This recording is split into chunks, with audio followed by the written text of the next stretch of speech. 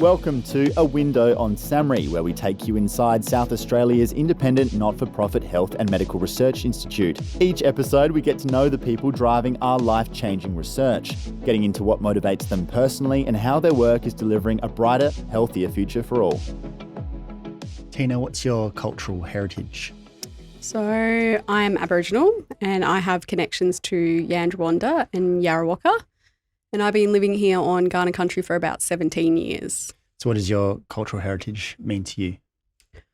Well, I mean, it's kind of everything. So it underpins everything I am, everything I do, the way that I think, the way that I feel. And I'm really proud of it and really connected to it. And how's that developed through your life? I think in a mixed way for someone like me. So I have a non-Aboriginal parent and Aboriginal parent. And so, you know, growing up at being in sort of, I hate the cliche of walking in two worlds, but, you know, that is the lived experience that I have of sort of navigating both. And so definitely more as I grew up, more connection to that, more understanding of what it means, and I guess more responsibility of what to do with that. And what was challenging about that when you were a kid? I think, you know, growing up in a place that I grew up, there's a lot of racism there. So even still to this day. So I think that you have a mixed relationship with it when you're growing into your identity, and that really shapes who you become. And, you know, you need a lot of strength around you to kind of go, no, I'm proud of who that is and I'm not going to let the world shape how I feel about that. And how are you able to come to that sort of a mindset? It seems like something that you'd have to grow in confidence and develop over a lot of years and after some difficult experiences. Yeah, I think so. I mean, obviously your family and your community, that's the part where you get strength from. And then a level of self-awareness, a level of growing and learning about the world, and learning that things like racism aren't about you, you know, that's about other people. And so, you know, you have to, I think that comes with time and experience, and maybe not always. I mean, maybe we can teach our kids that, but like, you know, when I was growing up, that wasn't a conversation that was had openly, compared to maybe now how I would talk about racism with my kids or their identity, or, you know, knowing who they are and what that means, you know, from, you know, as young as they can remember. How do you remember racism impacting you when you were young? I really just remember probably those negative experiences, you know, hearing people talk about Aboriginal and Torres Strait Islander people, you know, using a lot of really overt racist slurs to just describe, you know, your people and your community around you, near you, in everyday conversation, in the media, in, you know, just a lot of really in your face ways, but you don't realise what it is when you're just a kid. So did you realise at the time just how significant that was to be surrounded by that, or was it the case that because you lived there, you sort of got used to it? I reckon you just don't know because you're too young, but what you do know is that it's not right. Like your body, your brain, everything about it, you know that it's not right, but you don't really have a voice in that. You don't really know what to do with that. And so that's the part that you tend to, for people like me, you tend to come to much later in life, where you realise that wasn't okay. Did you used to push back against it? Not as a kid, no way. So I think that's something that you grapple with as you grow older, maybe that idea of like, you know, how to equip your kids or how to make sure that they know how to stand up for themselves or how to hold people accountable or how to, you know, push back and not just kind of go, oh, I don't really know what to do with that. Were you able to talk to your parents about that? No, I don't think it was something that we really talked about when I was a kid very much. Yeah. And were there lots of other kids from a similar cultural background as yourself living there? Or yeah, where I grew up, there's a really high Aboriginal population. So I'd say like there was a lot of kids that were probably going through much of the same thing as me. Mm. But even with a high percentage of people being from Aboriginal background, there was still such a racist I think that ideology there. Possibly that made it worse. Yeah. Yep. Mm. So what inspired you to want to work in Aboriginal health? Well, I pretty much, my first career in Aboriginal affairs more broadly, my first job was in an Aboriginal sort of organisation doing like administrative and type roles. fresh out of high school. And so from there, that was the start, I guess, of a long career in sort of Aboriginal health and wellbeing. So how has it developed from there, and I suppose your own ideas around the impact that you can have and what you want to see change? How has that influenced who you've become to this point? Yeah, well, after that, I decided to go to university, and so I didn't take the kind of standard pathway straight from school to uni. I went and worked out in the world for a while, and I really knew that I wanted to help my community. That was like, I wanted to do something to make a difference. I guess really growing up where I grew up with the experiences that I had, I really wanted to do something, and I decided to move to Adelaide, and I went to uni. And so I did my Bachelor of Social Work.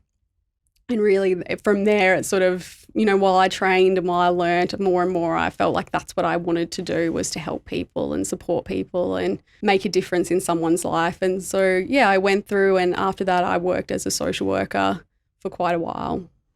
So as you got older, was it a case of reflecting and sort of realising what had happened when you were younger and having that wash over you in a sense, and then getting a feeling of really wanting to make some sort of a difference so that other kids in a similar position wouldn't have to go through that? Is that kind of what it was like? Absolutely. Whilst sometimes when you're at uni and you're learning about a lot of things, in a context that's like, almost intellectual, and it's like, and then as you start to do that, you're like, that's what happened to me, and that was my experience, and that's not okay. And you kind of get a fire in your belly about making a difference for other people and how you might be able to do that so they don't have the same experiences that you had. And then your work with Aboriginal women and children, what was the aim of that? Yeah, so I worked for quite a few years before I came into research. I worked as a social worker, and so I mostly worked with Aboriginal families, and so with predominantly women and children in these really sort of supportive roles around, kind of a family support type role, really taking in what was happening for people in their lives. And, social work is really kind of like, you just get on and do what people need type of role. So it's like, every day, what does someone need? They need to get to an appointment. They need to get to the shop. They need services in their life, and really working, in my work, we really worked, it was primarily meant to be early intervention to prevent contact with the child protection system. But most people we were working with were so vulnerable and really going through really hard times. And so, they had a lot going on in their lives. What did you learn from doing that job? I learned that it's pretty tough in the world, that people's, I guess the environments that people are born into really does influence the life opportunities that they have. And so the type of families that we were working with was really to try and address those impacts and, try to break sort of intergenerational cycles and give people the greatest opportunity to sort of thrive as parents and thrive as families. And yeah. And did you have a lot of success, or was there quite a bit of frustration involved?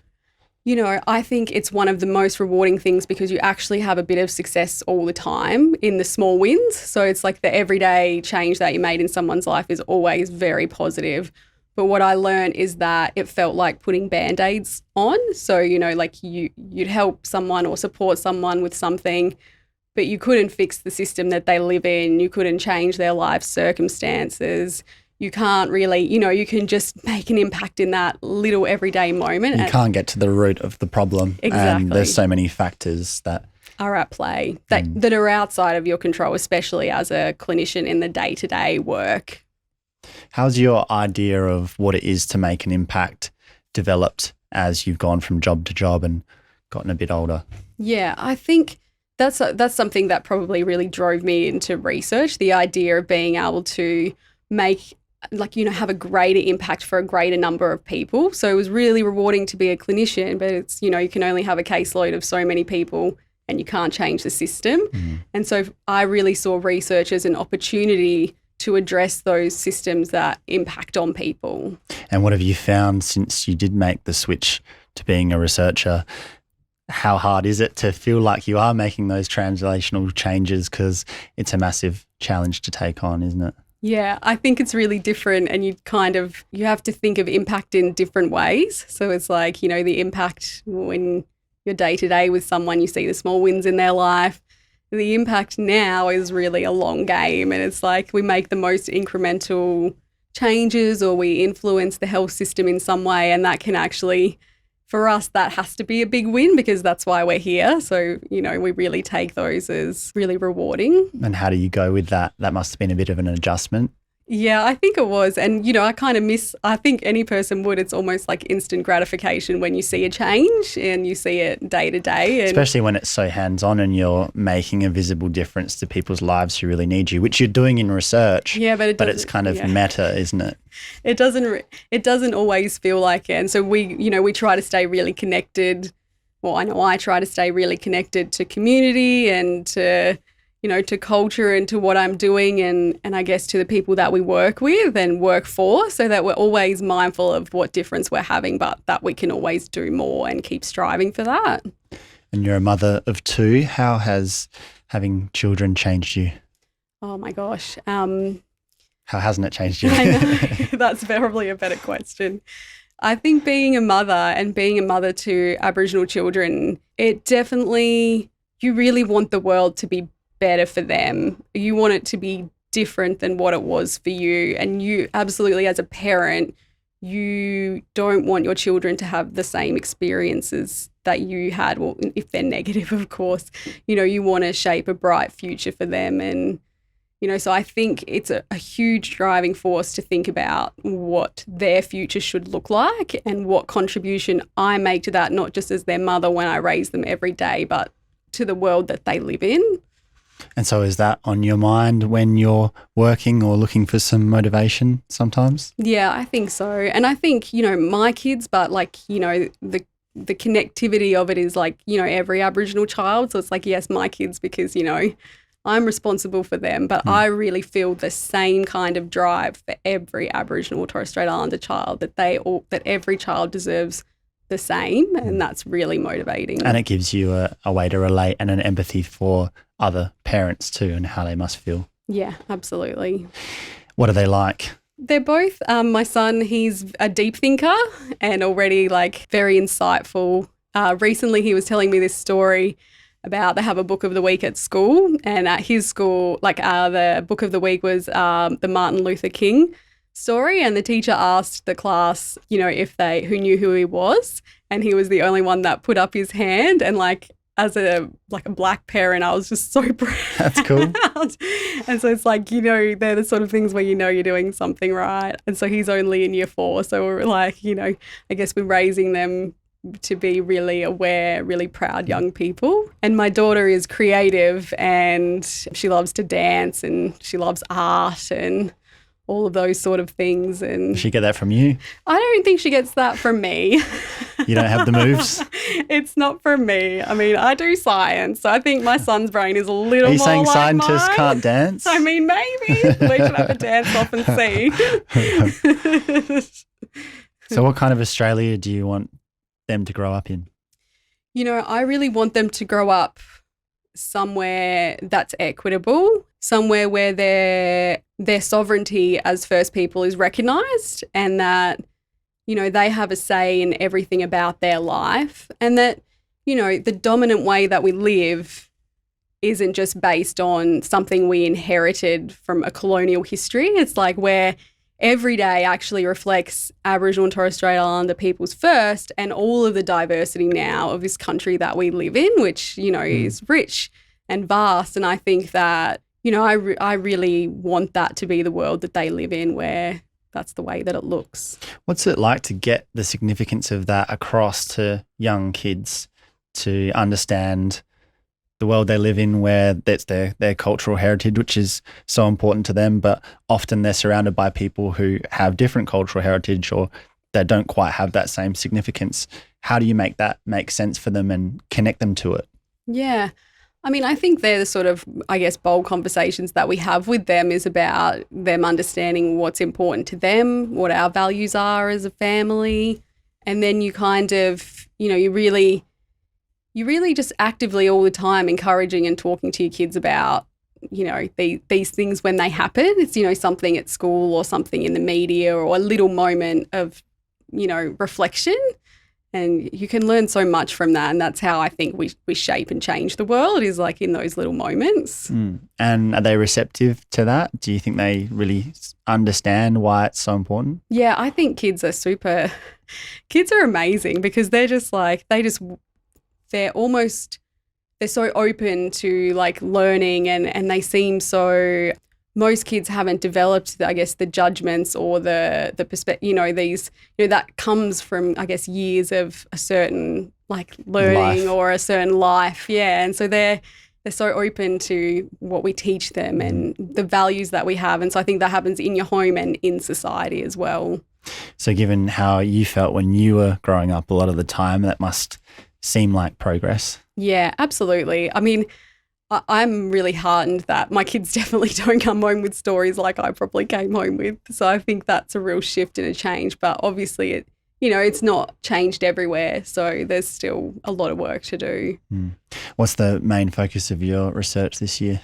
So I'm mostly focusing on things around Aboriginal and Torres Strait Islander social and emotional wellbeing.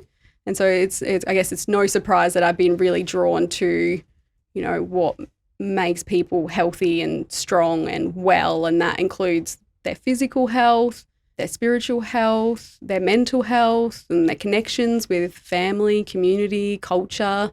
And so, really focusing on holistic wellbeing. And how do you begin to address that when it's so wide and there's so many elements to it? Well, really slowly and taking one small step, I think, is kind of, so a lot of the work that we've been doing is even just, really starting to strongly articulate the importance of holistic wellbeing, really recognising things like external factors that influence on that, like, social determinants of health. So things like where you live, where you're born, the world you grow up in, things like racism and all these other factors that can impact on being healthy and well. In your view, what's one area that's sorely lacking that we could see a major change in the not too distant future if we do? What needs to be done? Yeah. So I think one of the things that I think makes a huge difference, and this is something we've been working on a lot, is really just having routine ways of asking people when they come to a healthcare service or, I guess any sort of healthcare setting about their holistic wellbeing. So, asking them about what's happening for them in their life and, like knowing what questions to ask? Yeah, I think routinely asking questions that get at someone's whole person and their whole wellbeing. And why is it so important that that's in check in order to give people the assistance that they actually need? Because it's not a one size fits all, is it? So I think if you routinely ask people a broad range of questions and then you're able to design a service or response to meet those needs. And so, by asking people what they want or what they need, you're better able to target it and you're better able to get at meeting their needs. Yeah, that makes sense. Do you keep your work life and your personal life separate, or do they bleed into each other? I think they're all one and the same for me. And I think that's always been something that, especially when you're an Aboriginal person and you work in Aboriginal health and wellbeing, there's no separating, who you are from what you do, and it's all just kind of one and the same. So how would you describe yourself day to day? Are you pretty fired up? You're obviously passionate. How do people know you? I think I'm definitely passionate. Most people know where I stand on most issues or most perspectives. I'm always really open and sharing about that. I think I'm definitely committed, I guess, to making a difference. And when you see things that are currently happening, like The Voice and Survival Day, and there's two sides to the coin, so it's not like everyone who's Indigenous shares the same view, but lots of people have strong views on either side. How do you express your own view but also take into the account the views of others? I think I'm still really working on that, because like when you have a lived experience, you have a view that you feel is like the right one. Yeah.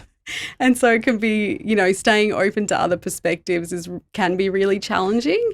And I guess it's like, it's a skill that you work on to kind of go, I really want to hear this person's perspective, but also I don't agree with that. And so I think, how you can have a dialogue with people and, be passionate and share your view and why, and you kind of pick, you pick conversations and you pick people that you want to engage with and have those conversations, because you have to protect your own energy as well, and you have to protect yourself.